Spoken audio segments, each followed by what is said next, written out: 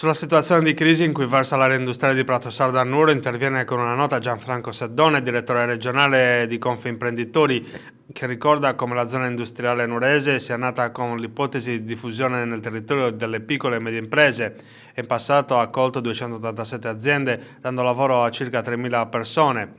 Inoltre si presentava come una vera e propria cittadella produttiva, ma nonostante la sua importanza è stata una delle poche aree industriali sarde che non ha mai goduto degli strumenti della programmazione negoziata della Regione in base alla legge regionale del 7 agosto 2009 numero 3.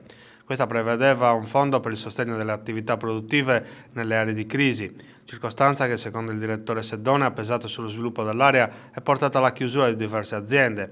Attualmente, ricorda il dirigente di Confimprenditori, esiste un insediamento di 120 imprese, di cui 40 in capannoni in affitto, 260 lavoratori attivi, 25 capannoni all'asta giudiziaria, 107 vuoti per cessata attività, mentre 12 sono stati costruiti a metà e poi abbandonati. La situazione è critica, rileva Seddone. Le aziende lamentano i forti costi che devono sostenere con le tasse tra IMU, Tasi, pubblicità sulle insegne e costi di condominio che superano circa 6.000 euro all'anno.